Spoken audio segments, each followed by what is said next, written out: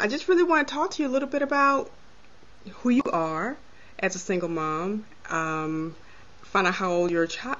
I think you have one child, right? Yes. Okay. Yeah. Okay.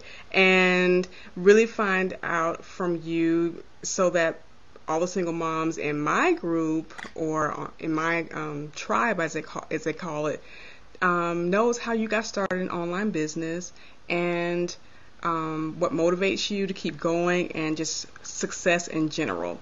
So, but first of all, just tell us who you are and a little bit about your single mom journey. Well, sure. I'm Kelly McCausey. I live in Michigan. I was divorced when my son was just 2 years old. And right away, I had lots of financial issues Mm-hmm. uh, trying to do things on my own. I was terrible with money. I Okay. was terrible with keeping a checkbook, making decisions about debt and credit. And I really got myself in trouble really fast. Mm-hmm. So, my my I was a mess. Let's just put it that way. Okay. So when my son was about 11 was when I first started to look for some ways to make some extra money. I'd been in debt for so long, Mm-hmm. and I was so used to never having money for anything. I had a very defeated attitude. Mm. Um, and I just thought this is the way things are, and this is the way things are always going to be. Well, someone suggested that I take some of my skills and use them to start a business. So Mm-hmm. I went to the internet, I started a website to offer some desktop publishing services to others. I was working full time and not making very much money at all. Yeah. And the website, I started showing it around to friends and family, and nobody wanted to hire me to do desktop publishing. But Wow. people asked, hey, could you make me a website like that? Oh, okay. And it kind of opened up a new door. I switched directions, and in the process of learning how to do all of that, I stumbled into this online work at home mom community. Mm-hmm. And my eyes started to open to all of the different opportunities on the internet, and it was a life changer. Awesome. Okay. So going back a little bit, what a lot of moms that I encounter have issues with are their finances. Hmm. And I mean, from right off the bat, just like you said, because either they've gotten divorced and well, of course, before they were, in a two-income marriage, and then that income is drastically cut, or they were never working and now they have to work. And so really getting into the financial issues, and I see a lot of women asking about budgets, how to create a budget and how to make it on their income, and everything. And a lot do definitely go into debt and get into a lot of debt, a lot of problems, especially whether it's with shady creditors, like furniture companies, or any number of things, ways that you can get in trouble with debt. But what struck me is you were saying that you felt that you were stuck in that place and that you didn't think that you could ever get past that point. And so what really was the turning point for you? I know you said when your son was 11 you started looking for ways, but what really kind of shifted your mindset and helped you to see, well, maybe I don't have to stay here and maybe Hmm. I can do something different? I was very defeated. You know, I when I was first divorced, I thought I can do this, but Mm-hmm. I soon discovered that I could not. When it got to the point that like my credit card bills were were bigger than I'd ever spent. You know what I mean? The all the Mm-hmm. late fees and all the interest. Yes. One day I just decided I'm never ever going to be able to make a dent in this, and I just stopped opening the bills. Mm-hmm. And there were several things that I just took that attitude about. So for a long time, bills were junk mail. They just went into the trash. Okay. And when many years later, when I was sharing my financial woes with some friends, they were saying, well, why don't figure out what you owe and make a plan. And I said, no, you're crazy. I don't want to know. It's going to be too overwhelming. Mm-hmm. I can't pay the bill. I can't. I mean, the last time I looked at a credit card bill, it wanted $100 payment. I don't have the $100. Right. And I'm trying to remember, I know there were several factors. People at church who were involved in a debt management resource. Mm-hmm. There was Dave Ramsey on the radio. Yeah. There were all of these different voices, and I started to hear, especially on drive time, I forget his name, a fellow named Larry something. Mm-hmm. I feel Larry terrible for not. Burkett. Yes, he passed away, right? Yes. Uh-huh. I would hear him on my way home from work talking about how, you just have to start pecking away at it. You just have to start making it a priority. And because I couldn't pay the whole bill, I just treated it like it didn't exist. And I finally decided to listen to all these voices and start taking an accounting of what I owed, actually open the bills, take a look at them, and begin to send them a little money. Right. So I was working with credit counselors. I went down there, I took all my bills, sat down. We pulled my credit report to find out all those other debts I'd been ignoring all those years, and figured out how much I owed and to who. And what I liked about credit counselors was that they contacted all my debts. Right. And let them know that I was working with them. And so it stopped all the fees and the interest. They forgave those things and accepted that I was making an effort. Awesome. I remember, I think in the beginning I was giving them about $200 a month, which was killing me, to tell you the truth. But as I was building my online business and making extra money, I would put the extra money into my credit counselor's account so that they could pay extra on the bills. It took about 3 years. Okay. But I completely dissolved all of the old credit cards. I had surrendered a truck in lieu of it being repossessed, had all that paid back. And in the fall of 2005, I'd been doing my business for about 3 years. I was able to say I'm debt-free. Awesome. And so the turning point was realizing if you can't pay the whole bill, you can pay a little something. And avoiding it isn't helping. You're so right. You're so right. And I love that you went and got help from an organization, because I know I think it's been several years now. I went to one of the credit counseling places and got information about it, learned a little bit about it. I didn't use it, but I found that they did do whatever they could to help you. Especially with that, when you're feeling overwhelmed, it's really helpful to have someone to kind of help you walk through it, kind of calm you down and let you know it's not the end of the world. It's just, a little bump in the road, and you get through this. So that's incredible. They're called Green Path Debt Solutions today, and I do highly recommend them. You have to be careful. All the TV commercials are for debt consolidation loans, right? Which is just an invitation to get into deeper More debt. Yes, so exactly. Don't go there. I know one of the things I try to keep people from doing is going to the check cashing places, the quick loan places, the title loan places. All those, quick money places, because the interest rate is it's like highway robbery, basically. And so just really discourage people from getting into that. And I really try, because I've had a lot of advertisers wanting to advertise on my blog, because, I deal with personal finance. They wanted to advertise those services. And I was like, no, I don't want that, because I'm not trying to promote that. We're trying to promote financial freedom and not financial slavery. And that is certainly a form of slavery with those type companies. I'm glad they weren't around when I was a young single mom because I probably would have used them.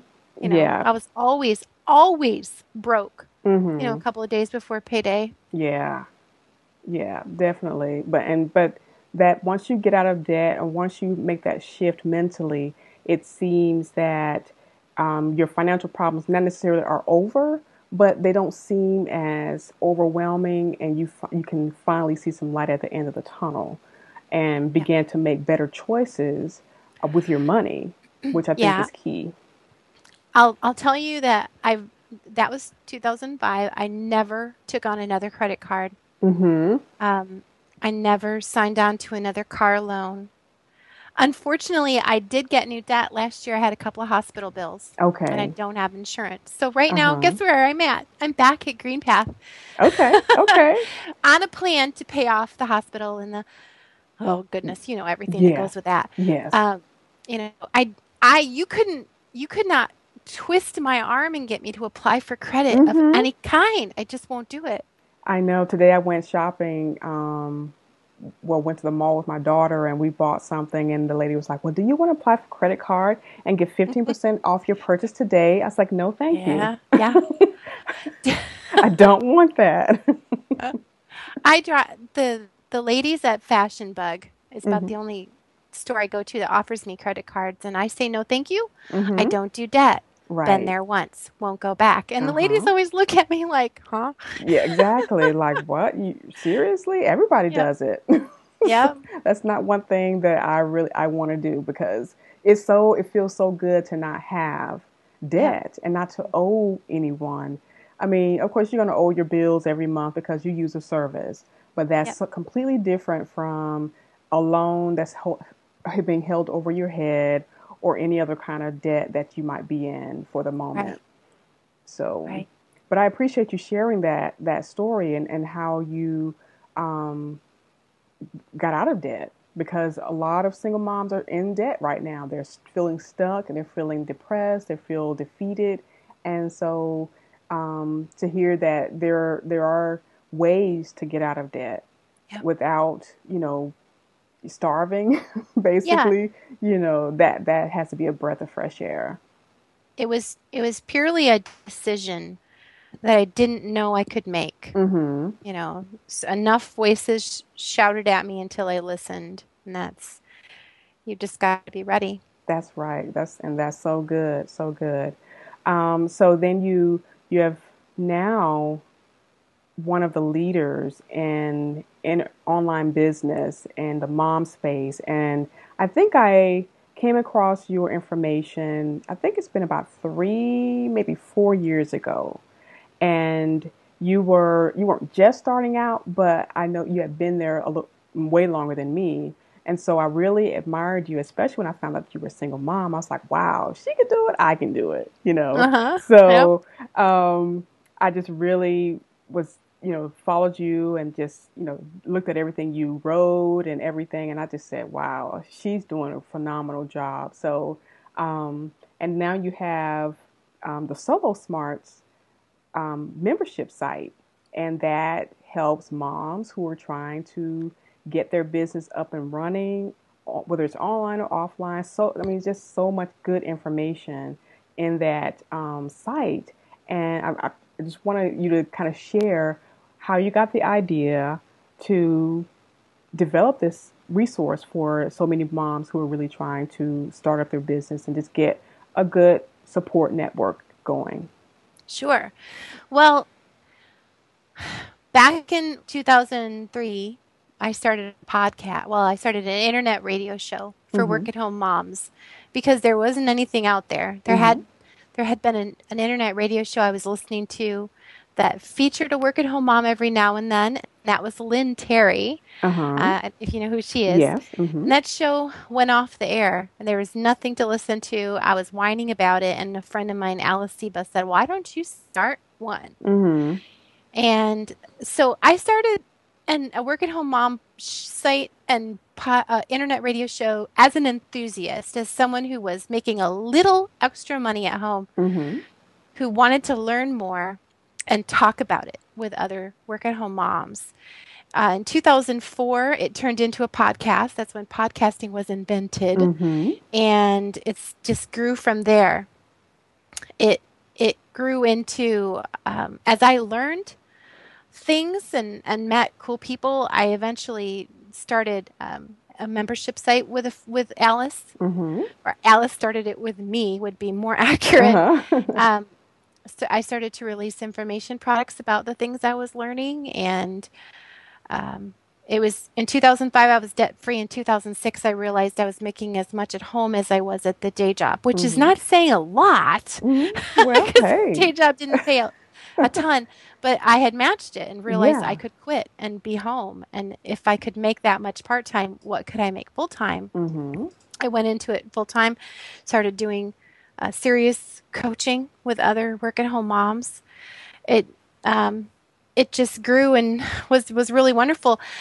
But I'm actually not in the mom market anymore. And I'm not surprised that you don't realize that, because you get so well known for your niche that's what people think about. But if you do the math, that in 2002 my son was 11, he's 22 now. Yeah.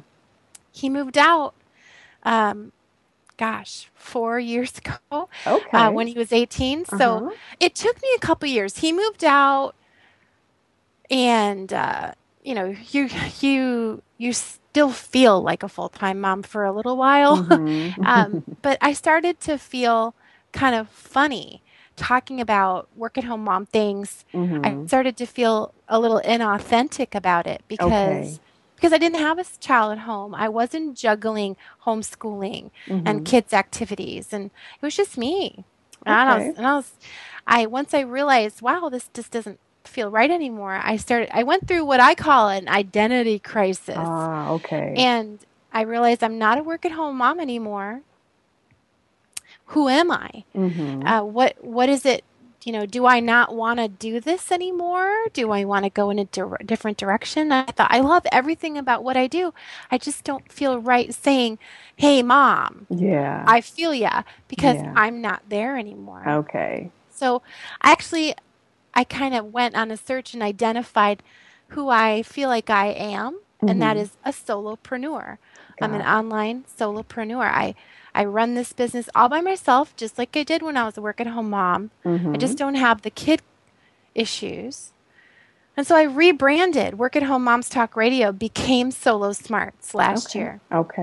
And I no longer focus my attention on moms specifically, but man, I'll just always have the biggest heart for it, because having an online business changed my life, and I would wish that for every mom out there, especially single moms. Yes. Now, even while you were actively momming, being the mommy, and you were working from home and you were a single mom, how did you juggle that? How did you manage all the different hats that you had to wear at that time? I didn't have any kind of a personal, I had a social life. We were very involved in church, but most of the things that we did had to do something to do with him, except for I could get away to women's Bible study, but, I owned a home, taking care of the house, Sean homeschooled, keeping track of that, working full time, being involved in all of the different things at church, and building a business meant that I devoted my late evenings to it. And every other weekend when he would go to his dad's, I would work. And I just powered through it. Didn't take good care of myself physically, didn't exercise like I should, ate crap. That caught up to me. Definitely, it's a lot easier to take care of myself now than it was then. But it was just push it, and it never felt like work. Never. It was so exciting. It was so much fun. Trying to figure things out and try things out and talk about it, and I enjoyed myself all the time. and that's key for sure. Yeah. Yeah. Okay. So with your and I actually do remember when you switched over to Solo Smarts, and I was like, that's good. That's a good way to rebrand and reposition yourself in the market, because I was definitely going through an identity crisis myself. And yes, I'm still a mom. My kids are still here, but I knew that it wouldn't last always. They would not always be with me. And so just starting to redefine what I wanted my business to look like and how I wanted to move forward, and start now to change things up a little bit and really look at my purpose in a different way. So I have a couple projects to kind of do that, and which I'm really excited about. But I'm really just happy that things are working out so well for you.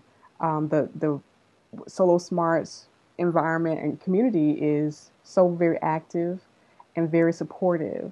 And so I just really appreciate how everyone is just jumping in to help each other. That's just really, really good. So I would love, do you have any tips, maybe 3 tips to give single moms who are thinking about starting their own business or doing something part-time at home?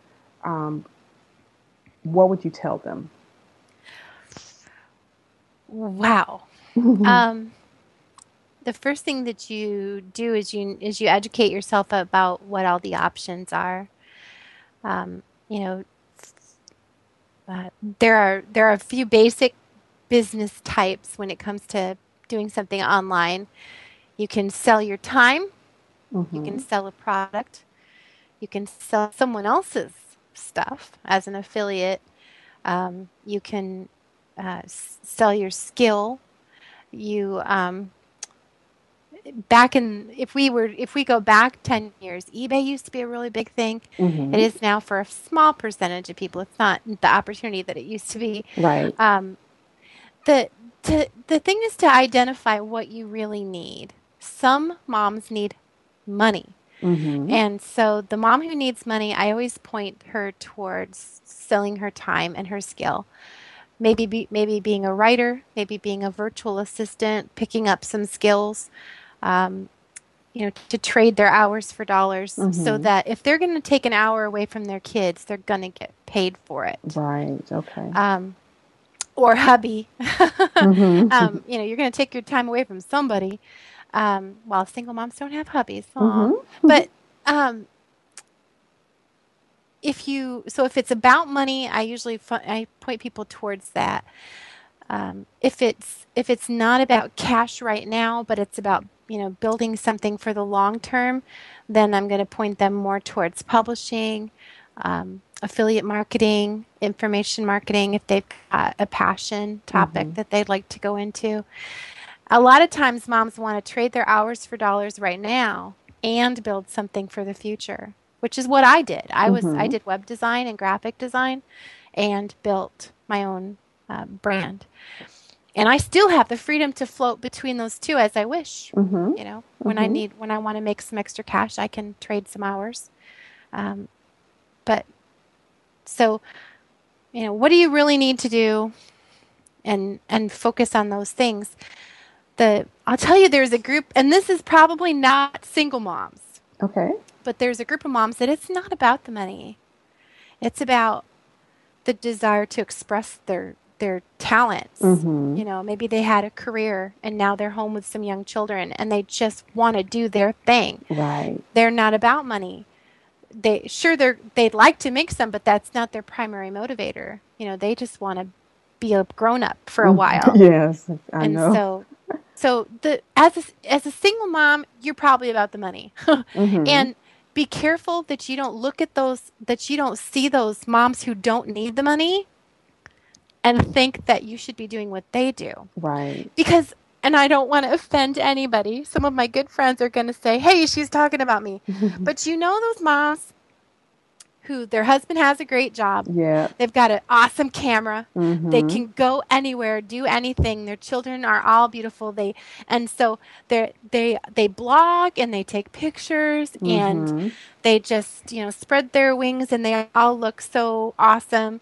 And everybody sees this beautiful website and these beautiful images and they assume that they must be making money with that. Mm-hmm.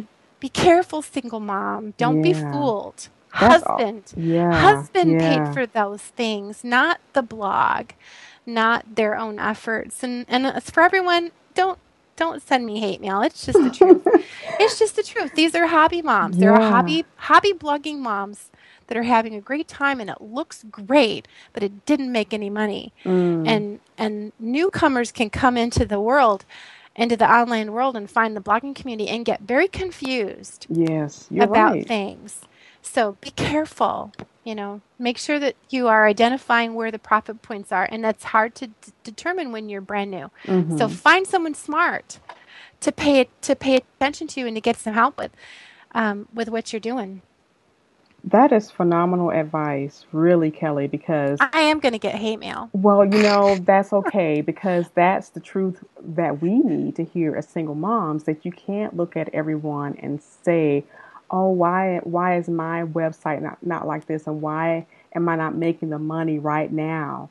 When in fact, it's really an illusion when you think about it.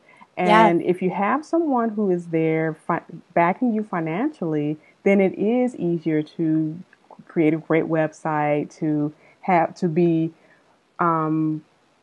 way ahead of the pack because you have the resources. And I did fall into that trap, thinking, wow, how is it that I've been blogging for 2 and 3 years and I'm only here? And this person's only been here 2 or 3 months, and they are in the exact same or further than I am when it comes to number of people following you and, the amount of exposure you're getting for your blog. And another thing I've learned too, a lot of mom bloggers used to be in PR and marketing and have a lot of inside information and connections that makes it easier for them to get the exposure. And not to hate on them. I God love them for that. But just to be realistic, I have to remember that's just not wasn't my path.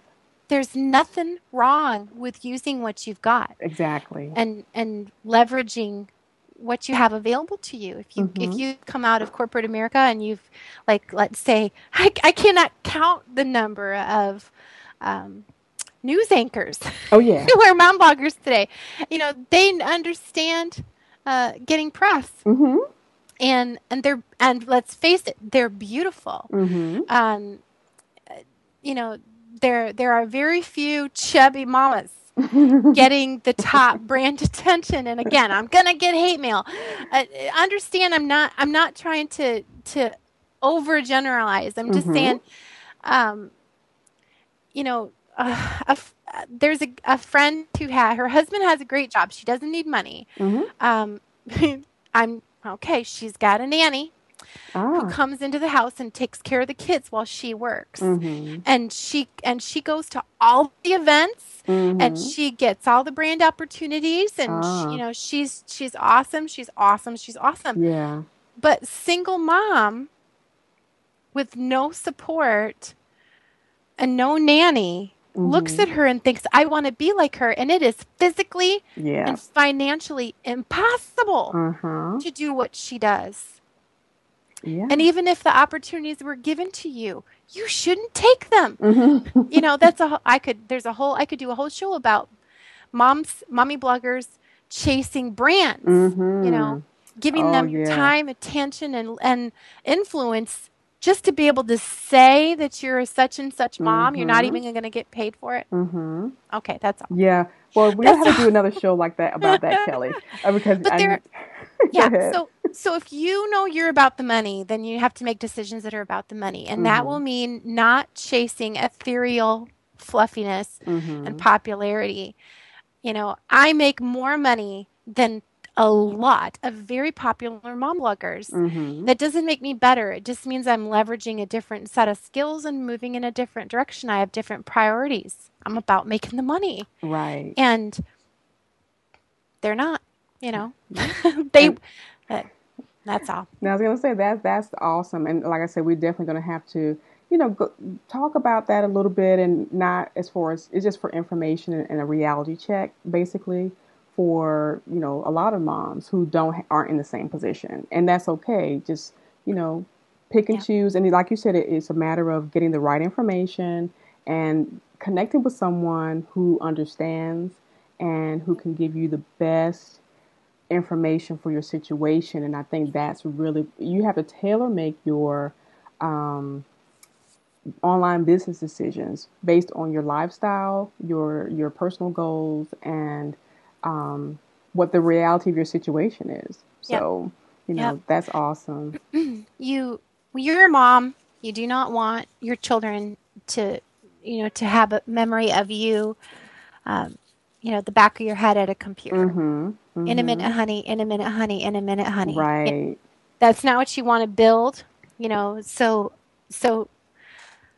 look for the people who are actually doing it, who have that their priority is their family, and business exists to serve that. And learn from those folks, because they won't lead you astray.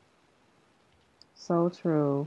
So Kelly, tell us where to find you online. I know we have a few more minutes and you have to be out of here. So tell us where to find you online, and we will be sure to make sure all the information is on the blog post once this recording goes up. Well, if you go to solosmarts.com, you'll find me and my podcast. You can jump on my mailing list and get my Smart Start guide, and listen to the podcast, get subscribed in iTunes, and listen. I interview lots of interesting solopreneurs, a lot of successful people. You can friend me on Facebook. You can, follow me on Twitter. I'll be there. I'll interact. I love to answer questions. I do this thing called Monday Morning Breakthrough. It's gonna be starting back up again. Okay, taking the summer off. Monday Morning Breakthrough every Monday at 10:30 a.m. Eastern Time. We're in my web conference room for an hour, and it's free, open to the public. You can come in. You can ask questions. You can show us your website and get feedback. It's totally free, and you can get a lot of direction. Maybe and I call it Monday Morning Breakthrough because we always start on the topic of kind of mindset. I'm not airy fairy fluffy wuffy, and I do not blow flowers up anyone's bums. But sometimes we need to just be reminded we can do this. Yes, the opportunities are there. You can do it if you'll do it, and that's always the start of it. Kick your butt a little bit on a Monday morning. Okay, awesome. Well, Kelly, thank you so much for being on my show and for taking the time to just share honestly about your journey and about what it means to be in the online business space and about your businesses. It's been a joy talking with you. Thanks so much for having me, Samantha. It's been great. You're welcome. So take care, and we'll talk to you again soon.